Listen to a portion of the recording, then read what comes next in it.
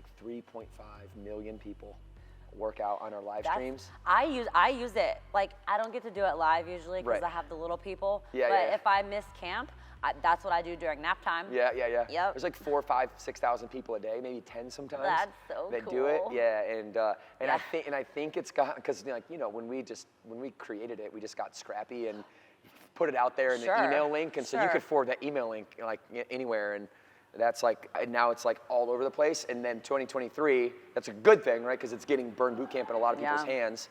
And then in 2023, we're going to roll out an app, and the app's going to have it inside of the app, and now now your members can like all pay for it, and we can like make supplemental content. We're gonna have a thing where you'll be able to set up a tripod, put a headphone in. You'll hear music in your headphone. You'll be able to film yourself doing supplemental content for your members. You can only do about, there's going to be a limited number. Sure. So you're not like doing one every day. Right. It's like six total, cool. and you can put them in and out. But like, think about this. Now we can sell like, upsell your members, like a like nominal fee or whatever, to like have all this supplemental content from HQ, all the stuff that we're doing, plus the stuff that you guys can create on the bottom. Everything you need right there. How many people go on vacation and are like, hey, make me a workout, Brooke? Oh, right? Get the text. I'm gonna be traveling. Yeah, I'm make me a workout. Go watch Matt. Yeah, right. Now you're gonna be able to say, good. Open your app. Watch me. Open your app and watch me. I'm with you everywhere in the Yeah, world. because we do it. And like no other company is doing that. And Matt is great. Yeah. I know that I'm a great trainer on the mic. But they don't. Nobody's intimately familiar with us like they are with you, and they want you guys. That makes sense. They want you because you have the story. You started here, like you're where you're at now. You have a transformation story on the wall. Like that's why they want you. So let's start there. Tell me when you walked in for the first time of Burn. Like, what was your experience and what was your mindset? So I was a teacher at the time, and I had just come back from maternity leave. And I think Still Creek had like just opened up because this group of ladies at my school, they were just like going on and on. And I was like, I want to work out, but I couldn't yet. I wasn't released to work out yet. And I was like, all right, well, that's cool, but I don't know if I can do that. Like I was an athlete growing up, but it's been a while. And so I listened to him and then I got released by my doctor. And I just kept listening to him and kept listening to him. That's what we do at Burn. We just we put pressure on our friends until they come into the gym. Yeah, and that's what happened. And so I don't know if I bought I came to a free Saturday, 4th of July weekend. I don't know if it was the 4th, but whatever, 4th of July weekend. And it was like a core day. So core after baby, like, oh my gosh. And it was the most awful and awesome. I was like, oh yeah, like I'm coming back. But I was like, how? Because I was, my schedule, I have a new baby, whatever. So then I bought a promo, and I was like, okay. So I did the promo, and then I didn't commit. So then I took like a couple weeks, and I was like, oh, I really want to go back to Burn. That was such a good workout. That's what I need, like mentally, that's what I need. Yeah, that's crazy. 2 weeks, so your first experience, you didn't come back, and then 2 weeks later, you're like, yeah, I was like, maybe I should. So I came, I think, it's so stupid now, I think I bought like a 1-month membership, which is like the least like financial option, whatever. Yeah. But that's what I did because I didn't want to commit. Right. I don't know why. Look at you now. I know. So I committed for a month. And then after that, there was another promo. And I was like, oh, I want to get the promo. So I think I did like 3 promos. And then our BA at the time was like, okay, like, let's just pull the trigger. And I did. And I was so grateful that I did. That's awesome. That's awesome. So when you're a member then, right? And yes. So how many camps before you were like, who planted the seed for you to be a trainer? So Jamaica, our head trainer at the time. Shout out Jamaica. I was working out and just loving it. And I knew that she used to be a teacher. And I was like, well, she used to be a teacher and now she's a trainer. I'm a teacher, maybe I could do that. And she was a member first. Yes. She was up in Huntersville with me. Yes. And I was the one to plant the seed to her to say, hey, I remember very many conversations around like a focus meeting of her, like, I'm nervous to quit my job and be a trainer. Oh, I remember texting her, jumped ahead a little bit, being like, I turned in my 2-week notice. And I was like hyperventilating in my car because I had always wanted to be a teacher. And I taught for 10 years. I taught 3rd grade for 10 years and I loved it.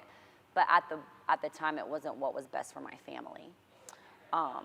So I was a member for almost a year before I got certified, but I was thinking about it probably like 6 months in. Yeah.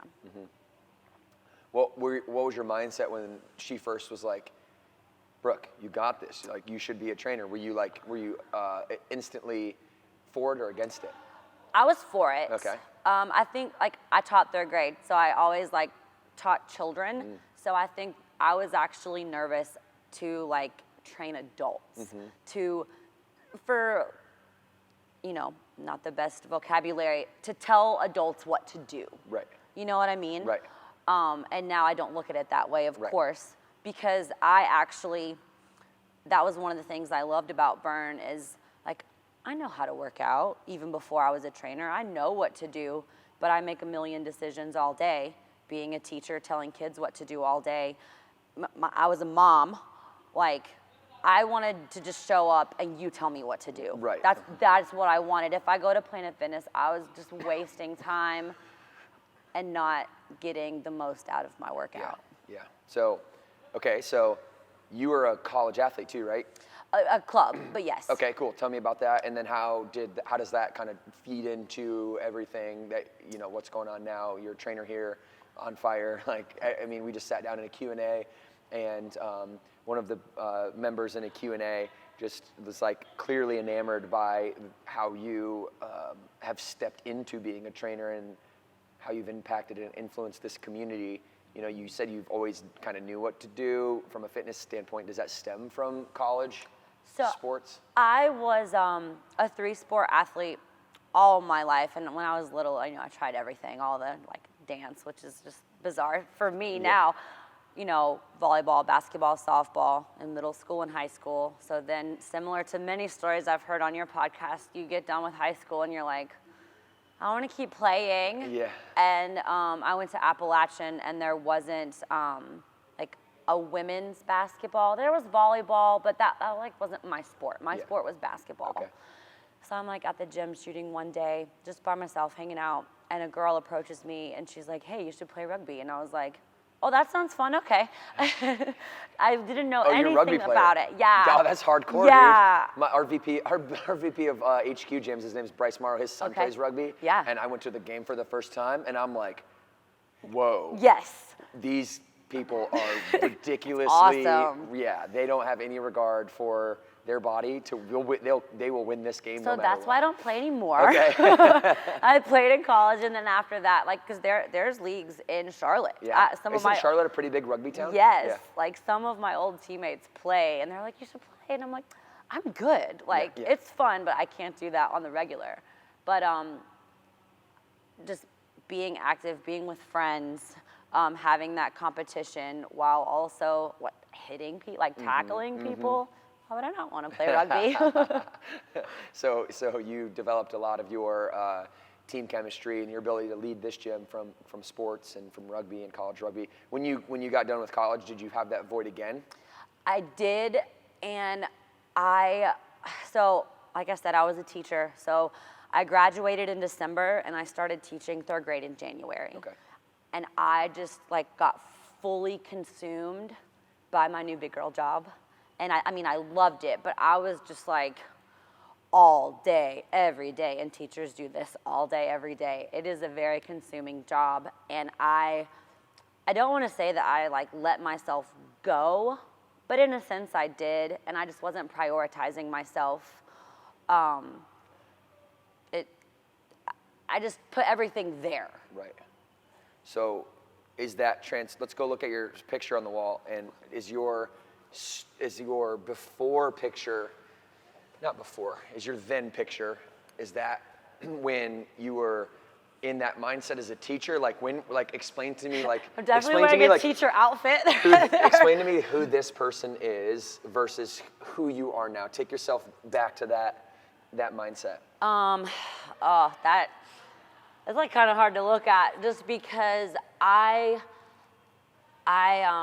definitely like a outgoing person, and on the outside, like I'm definitely smiling in that picture, but I know that I'm like sucking in and like just trying that was Mother's Day. I went to visit my mom for Mother's Day, and I just remember being so uncomfortable, and it wasn't about like being heavier or anything, just being uncomfortable and not able to move my body like I had been for all those years. Right. So you leave college, you lose the identity of an athlete, and then that starts to manifest itself in like physical form. It almost sounds like once I lost that identity, like it's slowly. Well, then I just became a teacher. And then everyone is like, "Oh, you teach. Right. You teach third grade." Was that the the culture in school? In your school, was it very much like break culture, where you just like you get a quick minute to like eat and stuff things down, or was this like how was your diet back then? Like, what was your mindset around health and nutrition around like at this time? So I was still active. Like, I would go on walks. The girl that I taught beside, we would walk every afternoon, but that was really the extent of it. Right. And walking is obviously good for you and super underrated. But coming from what I had been doing and eating the way I was eating, it wasn't gonna do much for me. And I would just be eating in front of my computer or eating with my kids and grading papers, like my students. I don't think I ever just like sat. What was, it's so interesting because like these transitions like all happen very fast. What was the point in which you were like, this is not me, never again, and there's this line in the sand that was the first step to your journey to be here today? What was that line in the sand for you, like mentally? Not like what you physically did about it. Sure. But like what was zoom me into like the story, the moment when you're like. So it is a physical story, but it was mental. Okay. So I've always been very strong. I just didn't really harness it, I guess, because like in high school, we had to take a weightlifting class, and I was stronger than my like tight group of friends, and I didn't want to be in the group without them because we were grouped by like, ability. And I was like, I want to be with them. And so anyways, when we went on field trips at school, I was always in charge of like load the coolers. Adams, or my last name was Coward at the time. Coward will load the coolers. So me and one of my other students, we went to load the coolers, and I always stacked them too high, and I walked them. I couldn't stack them too high anymore. Oh, and that seems so silly now, but like that was the moment. I was like, no, they know that I load the coolers. Like that's what I do. Yeah. And I couldn't do it. And I was like, I've got to take care of myself. Yeah. And I found a Groupon, Burn. I didn't know about Burn at the time. I think it was just here at the time. I was in Winston-Salem. I found a Groupon for a boot camp, though, and I'm actually still friends with the people that I met during that boot camp. Awesome. And we met 3 days a week, and we did our things, and I lifted weights, and I started jumping on boxes, and I hadn't done that stuff in years. Yeah. And so it was a good feeling. Good. We got it back over here. Yeah. So then, okay, so now you're here. You go through, you find your boot camp, you get on your journey, you're like, no more, I can't lift these coolers anymore, this is it for me. It's such a great story, actually, and I think it's one that you should, consider like elaborating on, because it's not silly, and it's actually, as I talk to people, it's actually, everyone has a zoom in story where they draw the line and say, no, not me, never again. And those are very powerful stories because they're usually the most simple things. Yeah. I was interviewing somebody who has extensive background in business, and usually when you're a high-level like business person, usually this is like generically speaking, health does not coincide with that. Sure. Right? And a lot of those high-level people are overweight and they're deconditioned and they don't work out. They work so much that they don't take care of themselves. Yeah. And he was just telling me this story about like walking by his mantle one day and like turned left at the right moment and saw a picture, the family picture, and didn't recognize himself, and then that was just like, that little trigger was powerful enough for him to lose like over 100 pounds, right? Wow. Yeah, so I just think that it's a story that is incredible, right? Like, because it will empower people to tell their story. So then you find your boot camp. I'm so glad that you're friends with them still. That's super cool. Yeah. And then you move to Charlotte. You're still teaching at the time. I was. Okay. Yes. And then you find Burn. You're still teaching through Burn. All right. Then Jamaica's like, hey, you put your thing in, and you were a trainer before you were pregnant?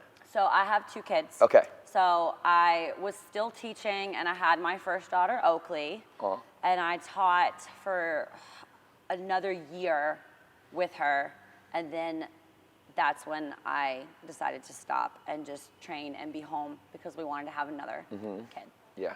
So then you get pregnant, and you have one hell of a year. Yes. Tell me. Okay, so I got pregnant in 2020.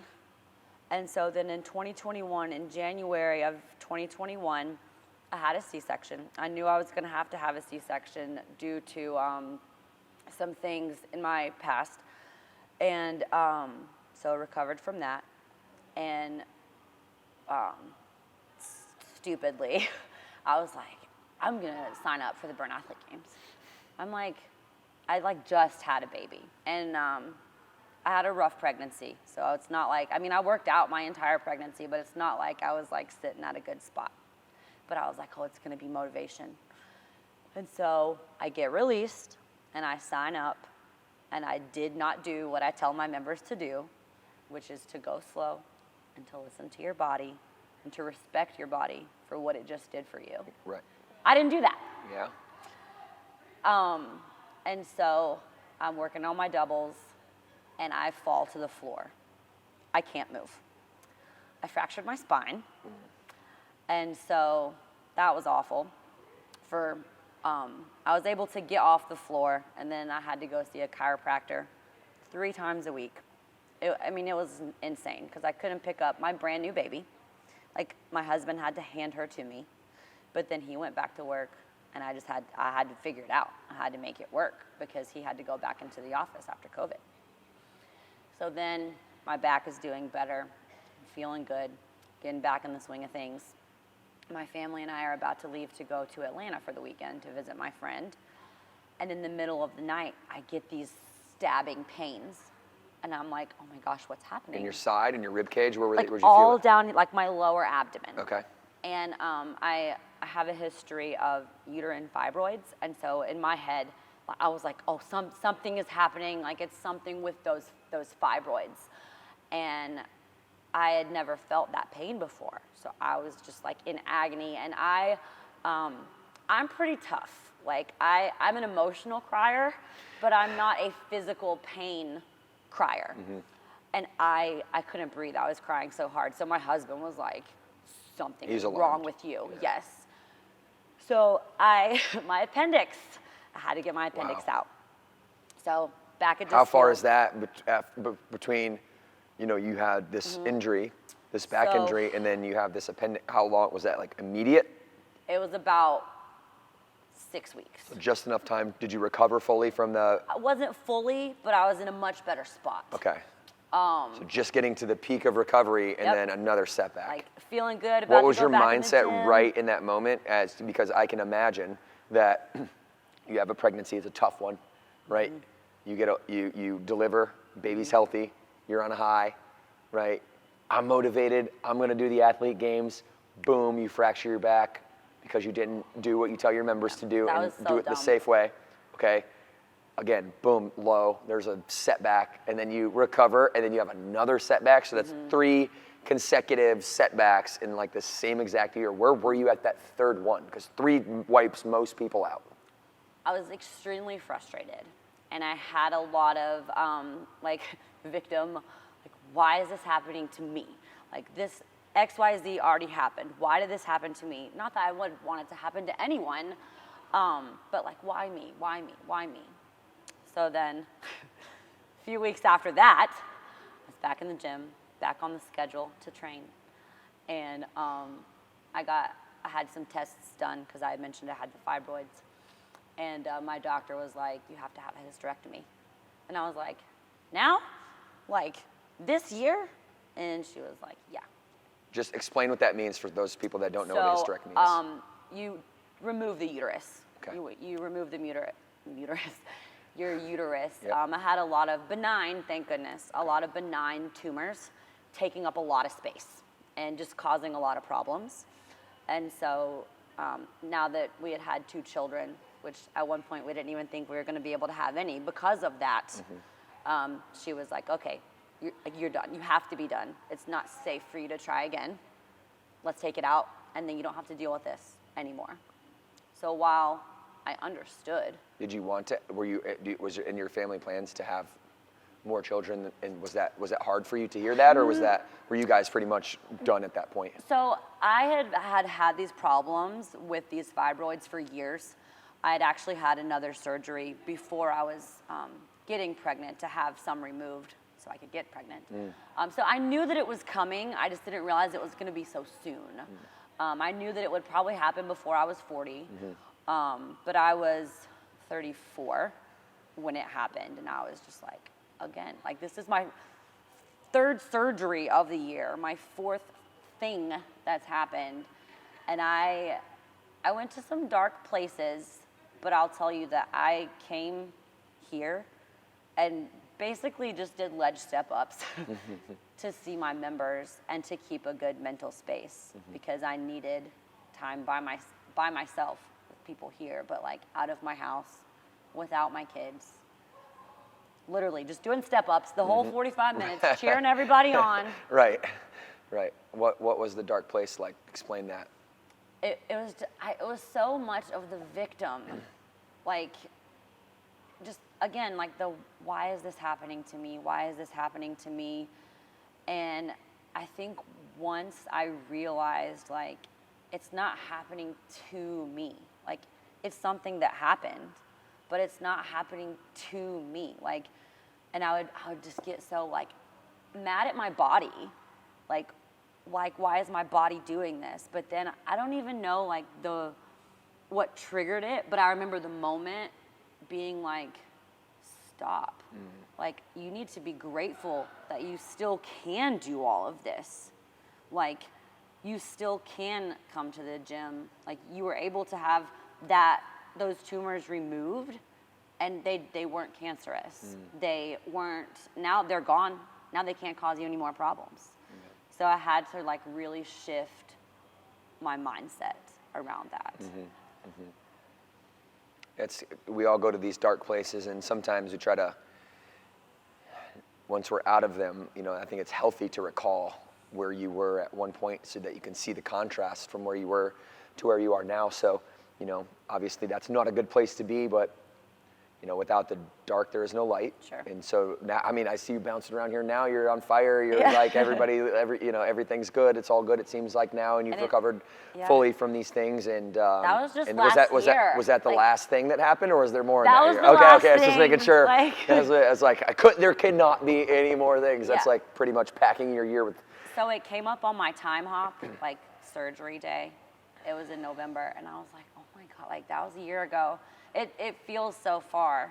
It feels so far. What advice do you give now to people who were going through the same thing that you go through? You get to deal, you get to work with people who are in dark places currently that show up to the gym every day. What do you tell those people? I tell them that to keep coming. Like even on the days that you don't feel like it, to come, because that's when you need it the most. Even if you can't do the things that we're asking you to do, I can get you to do something. And then also knowing the difference between needing a day of rest and truly resting and pushing through. Because, some people never take rest. Right. And I used to be one of those people. And I definitely prioritize and am grateful for the ability to move my body like I can after all the trauma that it endured just last year. I think it's incredibly admirable to have like so many hardcore setbacks, and then to be able to use that in such a quick fashion as a tool for you to help other people. It just says a lot about you as a human being, right? Like. It really does. I mean that sincerely, and I think that's one of the reasons, what gravitates both of us really to Burn Boot Camp. I know I like created and founded it, but like to me, it's at this point it's bigger than me. Sure. And if I, God forbid, got hit by a bus or something, like, the brand will go on. It will. It will continue to go on. Because you built that. And I'm so proud of that, right? Yeah. I really am. So it's like we have this common bond, this common denominator that we get to now have this tool called Burn where we get to share those stories. And through that short story sharing is where the real connection happens. Yes. And when you have the real human connections is when change really happens. Like Yes. we're all about transformational conversations, not transactional conversations. And so I appreciate you being vulnerable. Go ahead. Yeah, no, I was just gonna say, I think people are, like when people tell me things like that now, I'm more open to sharing that. When I first was going through everything several years ago, before I had the first surgery, I didn't tell anybody. And it wasn't like this bad thing. I didn't want to put it out there, and I still don't. Like I don't put that stuff like on Instagram, like having surgery today. But I think it's important to talk about it. Yeah. You know, and just something with being a trainer. My daughter, I have a almost 2-year-old and an almost 5-year-old, and my almost 5-year-old, she is a hardcore daddy's girl. Like, it's almost frustrating sometimes how much of a daddy's girl she is. But on Mother's Day, I trained a kids camp. And so she came, my husband brought the girls, and then after camp, she was like, Mom, I didn't know you were a gym teacher. And it was just like the best thing. And so then on the first day of school, you know, they write like, what do I want to be when I grow up? And she put gym teacher. Did she? Because like I always said trainer, but she didn't know what that meant. Yeah. And so, you know, now she wants to be a gym teacher. Well, obviously, because you're a rock star, a mom and trainer, you know, not only your family looks up to you, but everybody here looks up to you clearly. This has been great to get to know you a little bit and just hear your story, and thank you for sharing. Yeah. Thank you for having me. Yeah, you're for sure. So I guess my last question would be to kind of round this out. You know, you're in this position now. You've gone through hell and back, basically, right? You're here now. Yeah. What's next for you, and what's next for this community and your influence?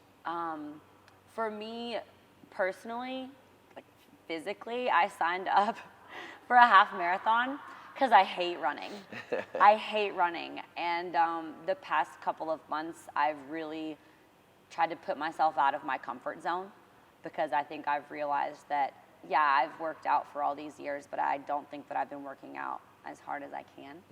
And so I've been trying to push myself to be more and more uncomfortable and like, I can do this, I'm good at this, but I'm bad at running. So I'm gonna put myself in a position to where I have to be uncomfortable for that long. Like literally I can run like a half mile for the SAC test, but running that far for me is a big deal. For some people that's nothing. Yeah. For me that's a big deal. And then as far as here, I want to train more as my schedule will allow it. It doesn't allow me to train a lot right now with my little people. I have to do it before everyone at my house is awake. Yeah. That's really my only You're availability. early bird? Yeah, Yeah, 5 me and too. 6 a.m. It's the best time. It is. I love it. But as you know, they're getting older. They're getting into, Oakley's going to be in kindergarten next year. Mackenzie's going to be in preschool. So my availability is going to be more open and, of course, training more. But also, my big goal right now with our members is lifetime wellness, not just here and now. We've been doing some group focused meetings, and it's just talking about day in and day out and choices, and because it's never over. It's never over. Right. So. We got to wake up tomorrow and take another step, right? Yep. Yeah, and better to do it together than alone. Absolutely. Brooke, this has been great. Yeah. Thank you so much. Yes. You're amazing. Thank you. You're amazing. Thanks Thank for sharing you. your story.